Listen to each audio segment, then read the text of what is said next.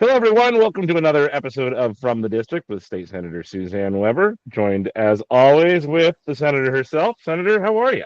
Well, I'm just fine. I've gotten over all of the snow and the ice and the rain. Yes. I had had enough of it. Um, let's hope it doesn't decide to return. It You never tests my know. patience because in order to go home on the weekends, I have to go over Highway 22, Right, and there are places along that highway that never see the sun ever, right. and as a result, we have a little buildup of ice, and I don't want to skate home. You know, I almost prefer to drive over Highway 6 than I do 22. Because with 6, I know what I'm getting into. And Sawgrass, you could hit a piece of ice and Yeah, you just have no idea it's coming. So, no, exactly. I It hear you. ruin your day, let me tell you. Yeah, I mean, Highway 6 will eventually just drop into the river anyway. Yes. So, And you uh, realize that there was a slight issue with rocks in the road yesterday. yes, yes. Uh, I think I did. milepost 19 or something like that, but I it was cleared off. Yeah, I did hear that. I drove over Highway 26 yesterday, and it has its problems. Don't get Yes. me wrong, but certainly it is far superior to Highway 6 in terms of condition. Yes. So hopefully we'll get that fixed at some point. I know that's for another, but we try to limit these to 30 minutes Yes. during session, so we And could. in the future, we're going to have more to talk about transportation, because Yes, we've got some big things coming up in transportation, and we should devote a whole program to that at some point in time. we should do that. We should do that. But we still have public hearings coming on your bills, and which is great. We have gotten, we've many sessions that we've gotten very frustrated with the majority party when they would not even allow our bills to be heard. And I Yes. do appreciate the fact that we are actually having public hearings and some work sessions even. Um, we're we're being given a Well, shot to plead our case, which I really appreciate that. I really do too, because I think that we have some really good bills going forward that really need Right. consideration, that are really going to help people. At least when you get people, when you have hearings, when you lay out the case for some of these bills, maybe you're going to change a few minds and Right. realize, hey, we're not just a bunch of right wing wackos. We actually do have ideas that maybe because of where some of our folks on our friends on the left, just their life experiences, just haven't had. So I appreciate being able to actually have these bills heard. So well, let's talk about a couple of them. We got 4 bills over the next 7 days being heard, which is awesome. Let's start with SB 462. Um, now, this is one uh, we talked about a little bit in the last session, but it Right. would develop an education course for land use planners that serve Right. governments, special districts, and state agencies. Yeah. Talk about that bill a little bit. Well, that came as a result of an issue in the Scappoose area, where we discovered that in dealing with some county planners, we were put out months sometimes to be able to get permits. And then we realized that a lot of these planners had no uh, true life experience or education. Right. And then we discovered that planners do not have licensure.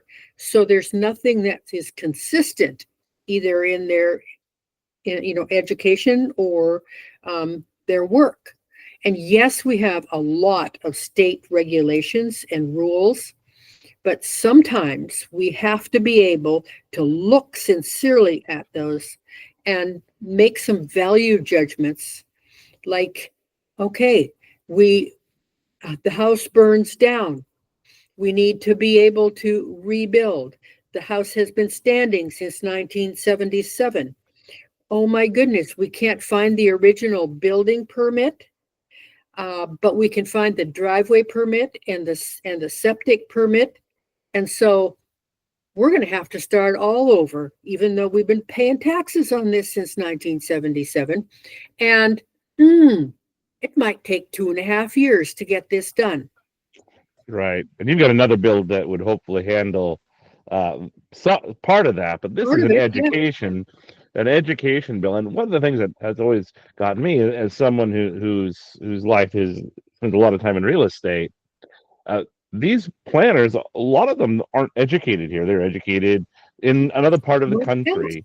Yes. And Oregon, as we all are painfully aware, has very unique and one might say draconian land use laws. And since, as you said, these folks aren't licensed, so you don't have to go through any Oregon licensure tests.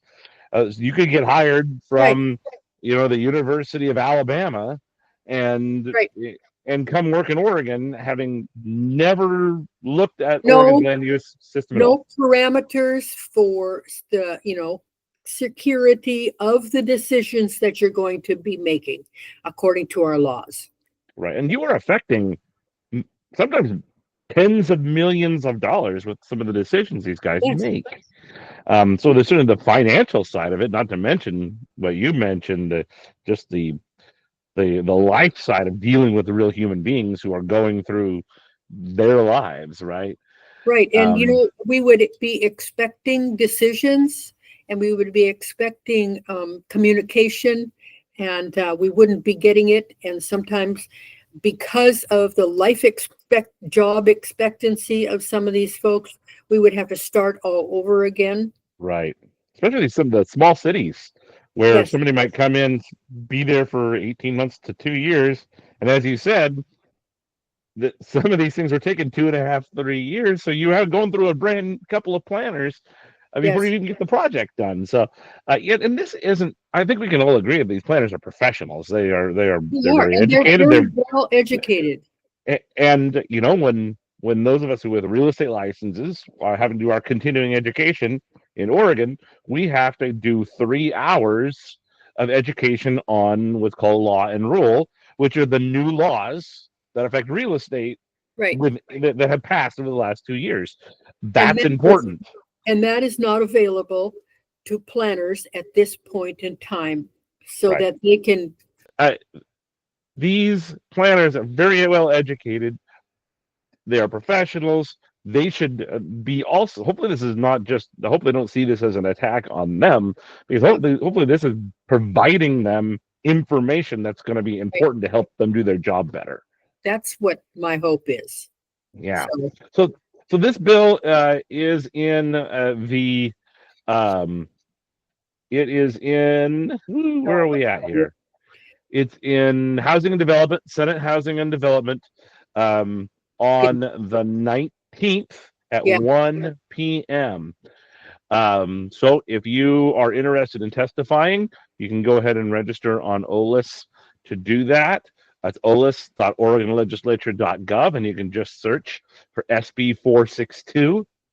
As always, if you cannot be there in person, certainly understand. You can register to testify virtually or over the phone, or if you just don't have that time available at all, you can always submit testimony in writing, hopefully supporting the bill, because those things do get read. And they do. Right now, I'm looking at it here. It's 3 p.m.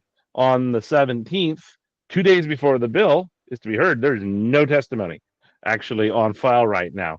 So if you were doing written testimony, you actually have 48 hours from the beginning of the hearing. So you actually have until the 21st at 1 p.m.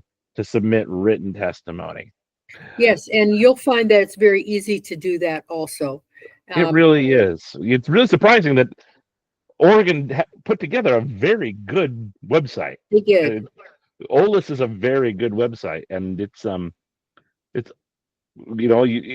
shows that you can do it. Right. So that's nice. That's nice. Yeah. Okay, another bill that you have coming up, SB 467.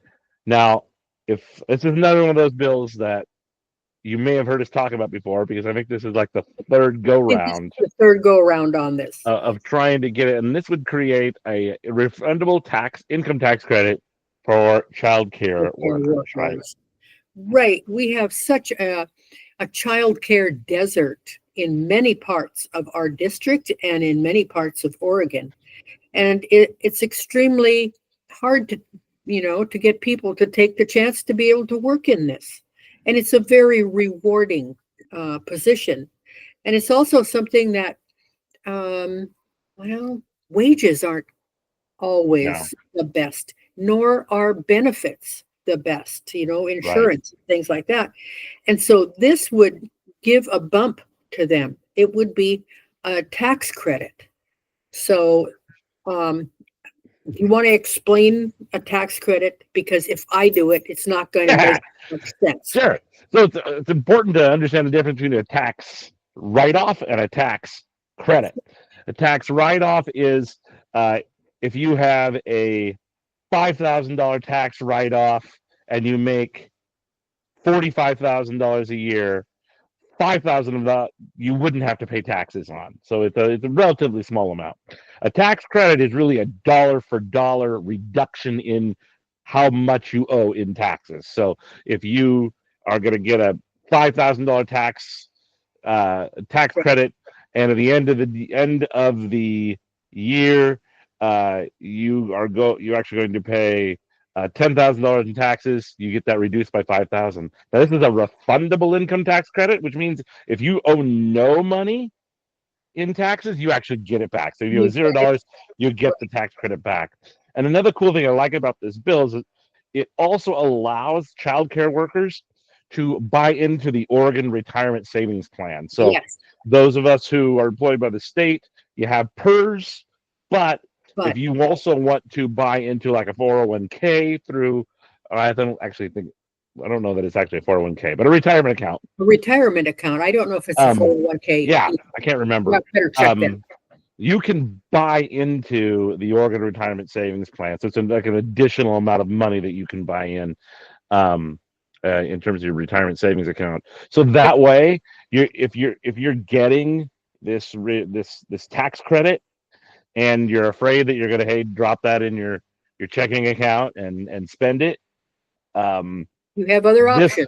You have another option that you can actually create an honest to goodness retirement account, which you take with you. When you leave wherever you're at, you can move that over to your 401k or your 403b or your IRA or whatever your retirement account is, or you can hold it.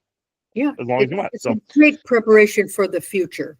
It really is. It is. And also, hopefully, what it'll do is kind of professionalize the childcare industry so that you're getting more professional people and kind of making this a career. Right. It's attracting people, and I think that that's extremely important. It is. And I would also say this is not a silver bullet. Obviously, one of the problems we have in childcare is supply. Right, we don't have a lot of facilities, and we don't have a lot of employees at facilities. This doesn't totally fix that, but hopefully, for those people who want to be in this industry and just find it too expensive or not lucrative enough, maybe this will keep them in. So it isn't a silver bullet, but it's one of those arrows in the quiver, right? And this is one of those things that's going to finance and revenue also. You would think childcare, finance and revenue? Yes, because it's going to impact the state finances. Yeah. And then there's actually a subsequent referral for the Joint Committee on Tax Expenditures, not Ways and Means, but tax expenditures. Ways and Means would be if you're actually appropriating money out to something. This doesn't actually appropriate money, but it reduces the amount of money that's going to come into the state. Right. So it's also one of those positive things, I think, for everybody, no matter what your political affiliation is. The positive thing is the state, for the folks on the left, is the state is committing it via policy to supporting childcare workers, and they're putting the money where the mouth is. Yes. On the more fiscal conservative right side of things, it is not the government spending money, it's just the government taking in less money. Right. So, yeah. So this bill, also on the 19th at 8:30 a.m. as you mentioned in the Senate Committee on Finance and Revenue. Again, if you can be there in person, that's great. 8:30 is very early in the morning, especially if you live in Senate District 16. So if you want to go to olis.oregonlegislature.gov, search, again, this is SB 467. You can register testimony, testify in person or virtually or via phone, or you can just submit your testimony. And again, 48 hours after the hearing begins is your deadline. So that would be the 21st at 8:30 a.m. Yes. We just got word that you got two other bills that are actually happening on Monday. We usually kind of talk about these bills for the week, but this one is these two are first thing in the morning. First thing in the morning, and they both are as a result of the cat tax. And I know you know what that is, because when you go to Rosenberg's and you see that at the bottom of your receipt, it is a tax on revenue that a business takes in, $1 million or more. No exemptions. It's on gross and not net. And we have had some issues, especially with who pays this, and a lot of the impactful things that have happened as a result of this are in conjunction with healthcare. Right. And so Senate Bill 377 exempts healthcare from the cat tax, and Senate Bill 382 exempts prescription drugs from the cat tax. And those are both things that have, as a result, been paying the cat tax. And I think healthcare is always an issue in terms of cost, right? And you got to look at this, at the number of pharmacies we lost. That's what I was just going to say. Tillamook now, the city of Tillamook is down to 2 pharmacies that are attached to their grocery stores. There is a possibility of one coming in through the county, but I'm not hearing when that is coming and how that is going to impact us. Right. So, that we, having lost Tillamook Pharmacy, certainly a sad thing there. There are pharmacies throughout the district that have been lost. Banks Banks is another one that was lost a number of years ago when the cat tax was just was, I think, probably the final nail in their coffin. When you're in the Portland metro area and you losing your pharmacy just means you have to drive the extra 2 miles to go to the other Walgreens. That's great. Well, maybe that's worth it. Look at this too, and that is, it is impacting Bi-Mart and Walgreens and every other, no matter how big it is, pharmacy.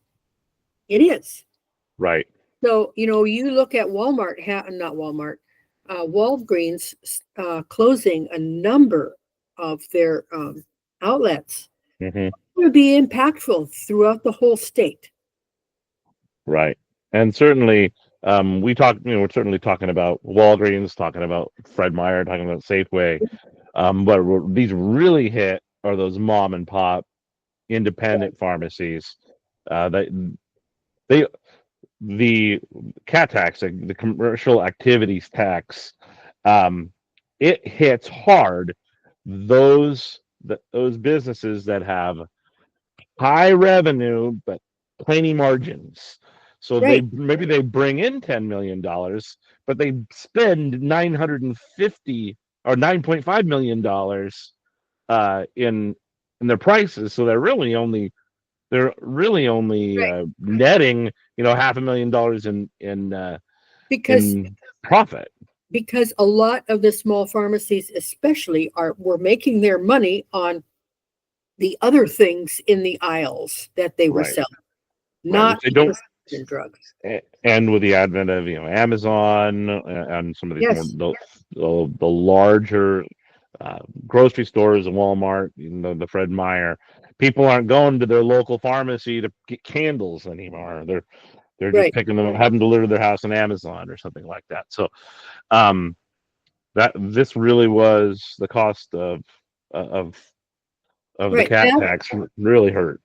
Yes. And, small care providers in Hmm. small towns, Yeah. that's who it was impacting also. Right. Right. And so Certainly. that both of these bills will cover, the real issue, especially with healthcare and the cat tax. Right.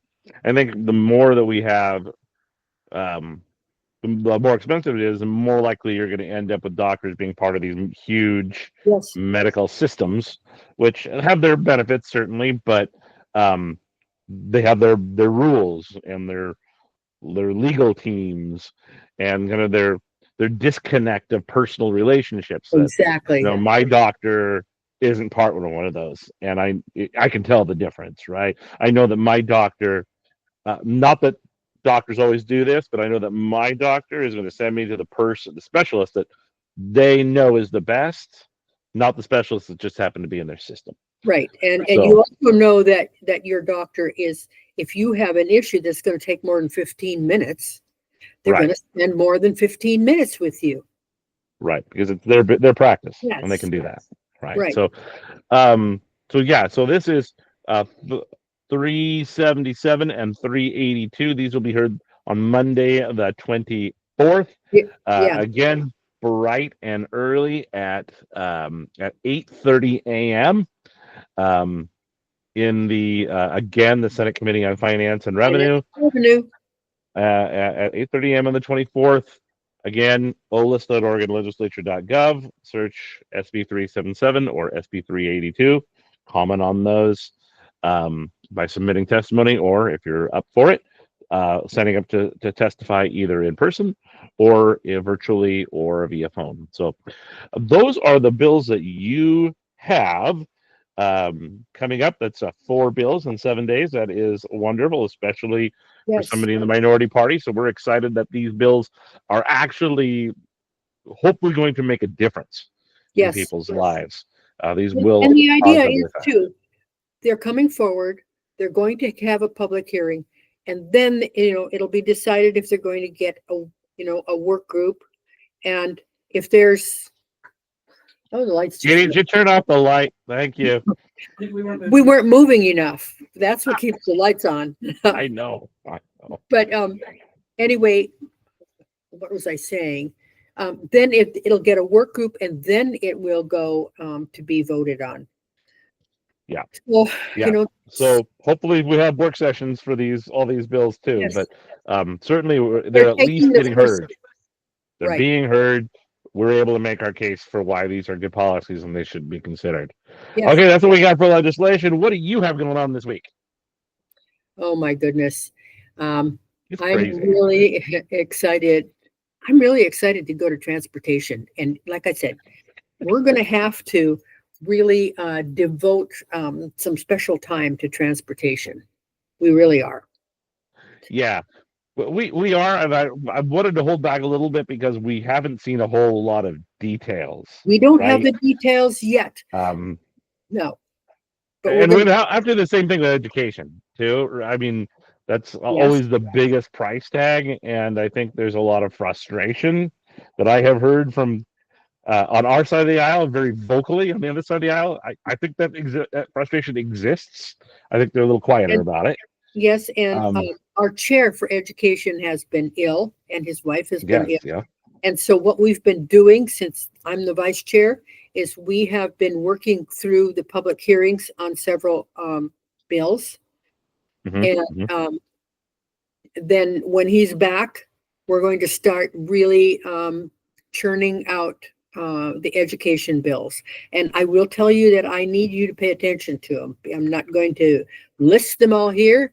At a later time, you'll be hearing about them because of what they apply to. So right. I think the Right. first thing we're going to hear is the schools that especially were fortified with resiliency issues at the behest of Peter Courtney are Mhm. going to get a plaque on them. And I think that that is going to be the first one going forward from education. It's Oh, like I love Peter Courtney. He was a good guy. Probably not number one priority, but hopefully one we can get out of the way really fast and right. um, get on to other things because it is going to be a rough year. Um, you know, the the state fully funded education, not even counting the cat taxes. The cat Yeah, tax goes completely to education, to educational projects, but fully funded general fund education. right. And Portland Public Schools now has announced they're going to lay off over 200 people. That's Yes. a problem. And If we've been you are, encouraging kids to go into education, and we have a whole class of kids coming out that are going to be looking for jobs.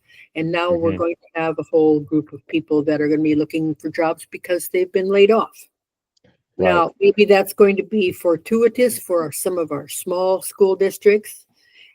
Today we had a public hearing on salaries and how you get to that point, and looking at the information going forward from the work groups and task forces that were put together to address these sorts of things.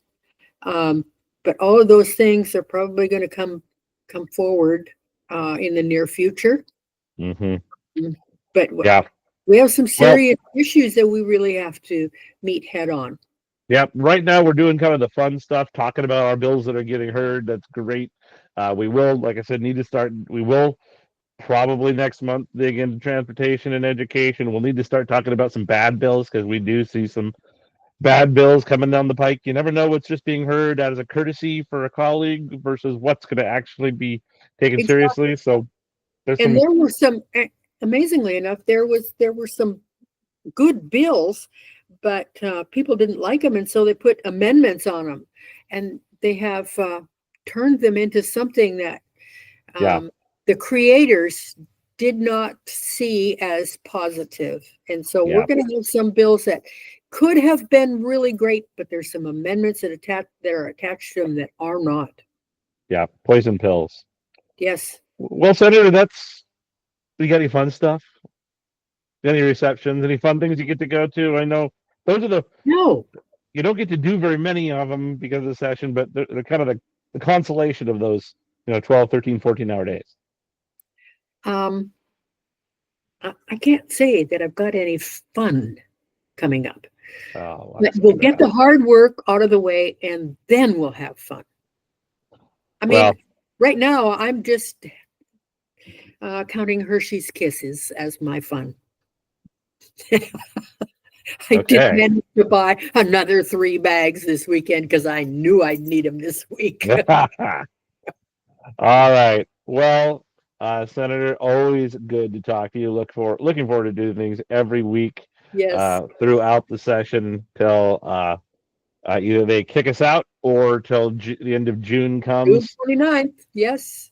And so thank you very much, Senator. Katie, Thank get a you. good night's sleep. I will. She will. She's got a low profile today. Yes. Yeah. Yes. Hey, we understand. We all understand. We've been there. Yes. All right. Well, Senator, always good to talk to you. Thank you very much, everyone. Thank you. And we will see you next time. Appreciate you so much. All right.